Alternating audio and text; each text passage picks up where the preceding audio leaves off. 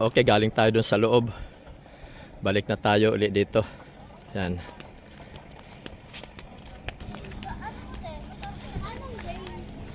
Oh, ayan, marami pang tao. Marami pang taong parating.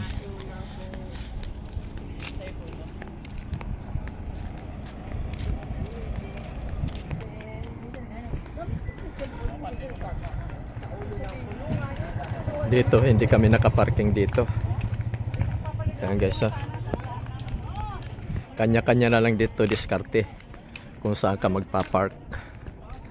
Kami, nakapark kami doon, kami sa pinakadulo kasi punong-puno ng arito. Punong-puno na ng mga sasakyan. Ayan o, hanggang doon sa dulo. Ayan, diba? Marami sila. Dami rito nagkakampin. Karamihan dito na pupunta mga nakasasakyan. Bibihira lang kasi dito yung mga walang sasakyan. Kaya punong-puno ito lagi rito ng mga sasakyan na nakaparking. Ayan o.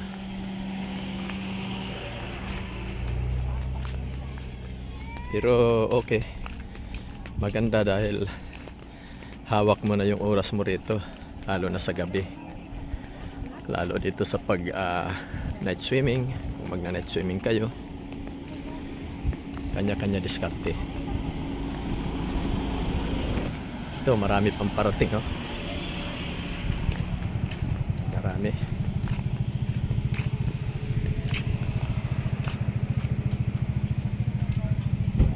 Ayan, hanggang doon sa dulo. Bababa tayo dito.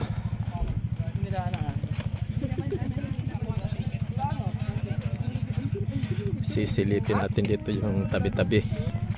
Ayan, dito naman sa kabilang side kasi ito eh. Pero yung aming yung aming napistuhan doon pa kami sa dulo. Kami sa dulo.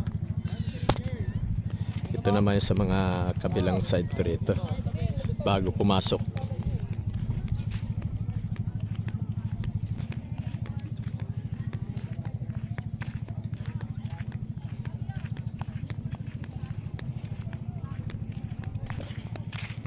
Okay, dito ako maglalakad-lakad. Mababa pa kasi masyado yung dagat ngayon.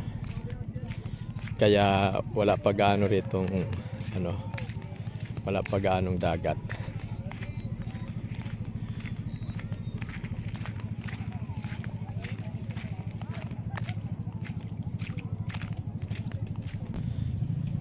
Piruin mo, magmula doon hanggang papunta rito.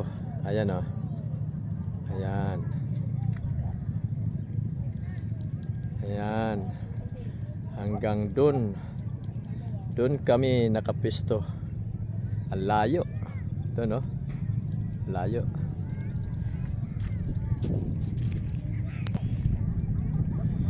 Ayan, malayo dun o sa dulo. Dun ako mamaya maliligo. Ayan. Maraming naliligo doon. Ayan na. Medyo may kalayuan na.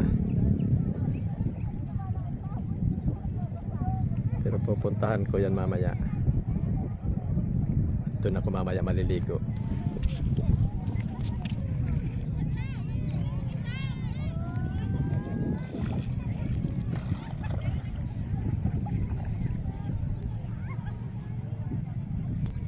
Ayan, may bata rito nang huli ng mga isda.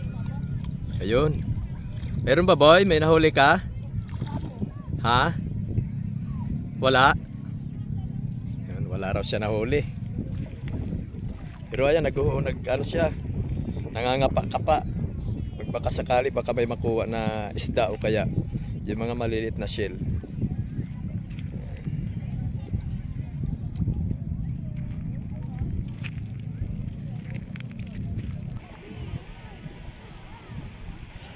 Dito sa kinatatayuan ko, kailangan pag maligo ka doon banda kasi masyadong mababaw dito ang tubig kasi ganitong oras Sabi ng iba, mamaya raw, mamayang mga siguro mga alas 6, lalaki na dito yung ano, lalaki na yung dagat.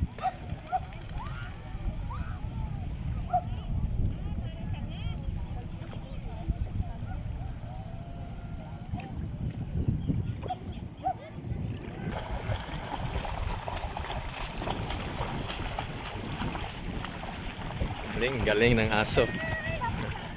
Naliligo rin.